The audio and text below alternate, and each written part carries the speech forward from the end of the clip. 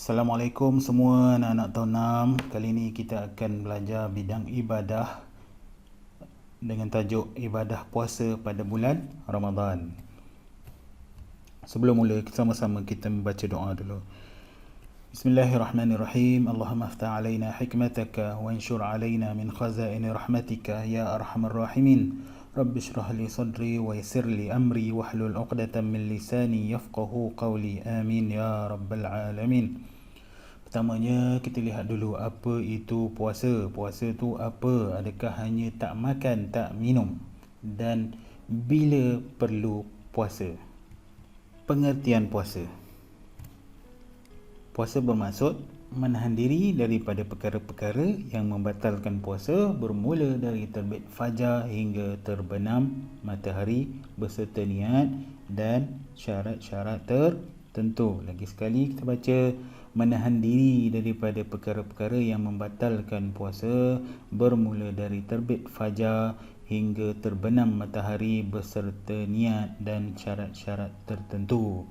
Jadi untuk mula berpuasa kita dah tahu bila, bermula dari terbit fajar hingga terbenam matahari. Selain daripada waktu itu, kita tidak boleh berpuasa.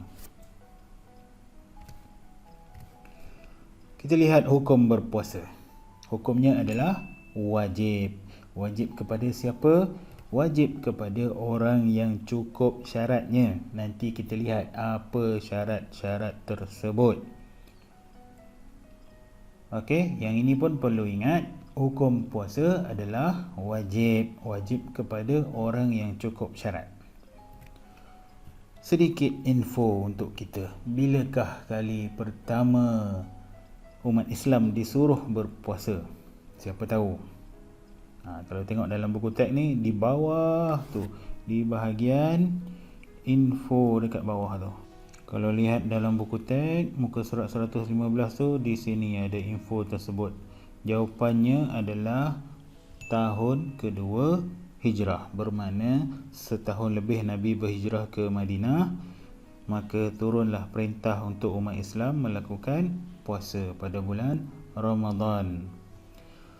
Baik, mana bukti Allah suruh umat Islam berpuasa? Untuk menjawab persoalan ini, kita lihat dalil naqli puasa. Ayat Al-Quran, surah Al-Baqarah, ayat 83. A'udzubillahi minasyaitonirrajim. Bismillahirrahmanirrahim. Ya ayyuhalladzina amanu kutiba alaikumus siyamu kama kutiba alal ladzina min qablikum la'allakum tattaqun.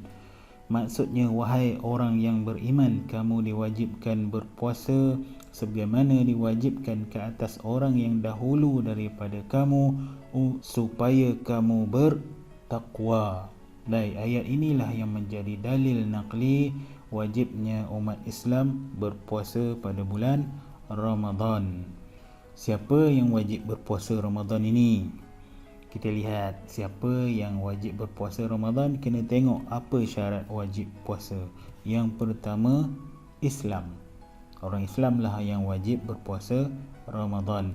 Yang kedua, berakal. Maknanya orang yang sempurna akal yang wajib puasa Ramadan.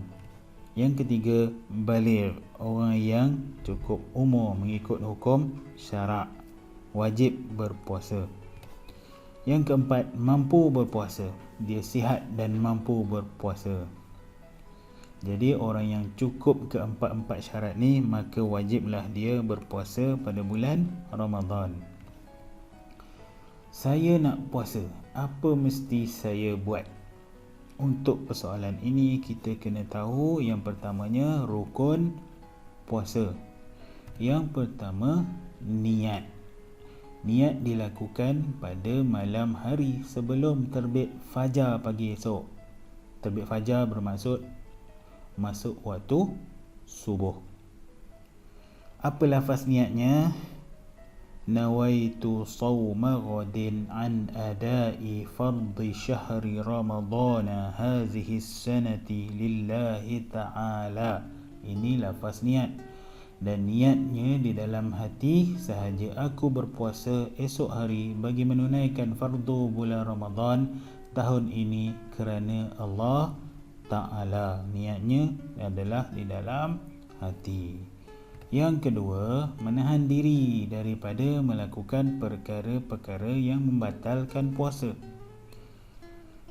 Jadi inilah dua sahaja rukun puasa. Yang pertama, niat. Yang kedua, menahan diri daripada perkara yang membatalkan puasa. Seterusnya, untuk melengkapkan puasa, kita lihat sunat-sunat puasa. Yang pertama, kita disunatkan untuk bersahur sebelum masuk waktu subuh lah. Yang kedua, melewatkan sahur. Melewatkan sahur bermaksud bersahur ketika hampir masuk waktu subuh. Jangan lewat sampai dah masuk waktu subuh. Yang ketiga, menyegerakan berbuka. Bermakna masuk sahaja waktu maghrib, kita disunatkan untuk terus berbuka puasa. Jangan tunggu lebih lama lagi. Yang keempat, berbuka dengan rutab atau tamar. Apa benda rutab atau tamar itu? Kita tengok gambar. Yang ini adalah rutab. Yang ini adalah tamar. Rutab adalah kurma yang masih basah. Tamar adalah kurma yang dah pun kering. Yang kelima, berdoa. Kita disunatkan untuk berdoa sebelum berbuka puasa. Puasa bagaimana yang dikira sah? Kita lihat syarat sah puasa. Siapa yang sah puasanya?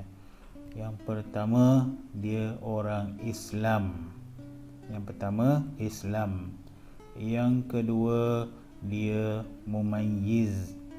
Apa benda mumayyiz ni? Mumayyiz adalah kanak-kanak yang dah capai lebih kurang umur 7 tahun.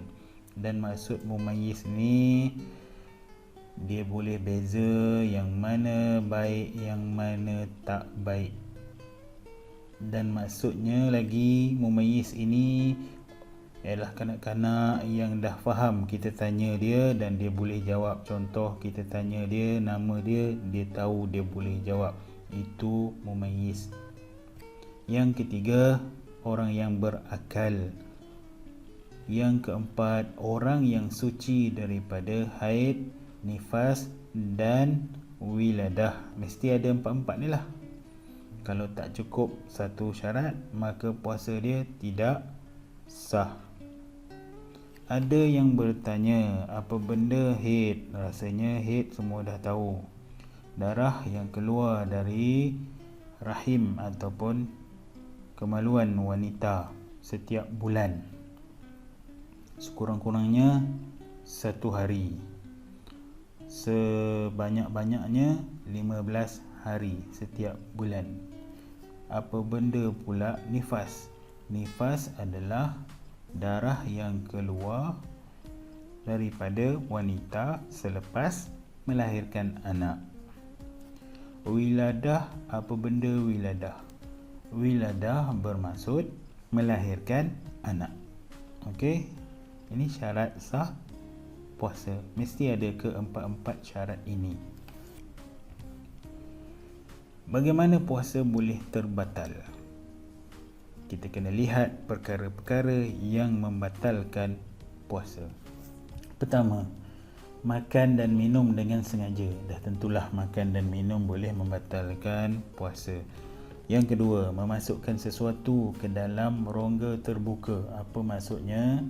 Kita masukkan sesuatu ke dalam badan melalui rongga-rongga badan lah. Melalui mulut ke, melalui hidung ke, ataupun melalui rongga-rongga yang lain seperti kemaluan. Yang ketiga, muntah dengan sengaja juga membatalkan puasa. Dengan sengaja, maksudnya kalau tak sengaja muntah, tak batal lah. Yang keempat, gila, mabuk atau pengsan sepanjang hari. Yang kelima, haid, nifas dan wiladah. Perempuan yang sedang berpuasa, tiba-tiba hari itu datang haid dia, ataupun dia melahirkan anak, maka batallah puasa dia. Yang keenam, jima' ataupun bersetubuh di siang hari. Maknanya apa? Hubungan kelamin lelaki dan perempuan. Yang ketujuh, mengeluarkan mani dengan sengaja. Tak kiralah apa cara, mengeluarkan mani dengan sengaja menyebabkan batal puasa. Yang kelapan, murtad. Maksudnya keluar daripada agama Islam, maka terbatallah puasanya. Jadi ke-8 ini adalah perkara yang membatalkan puasa. Jadi ada 8 perkara yang kita dah belajar hari ini.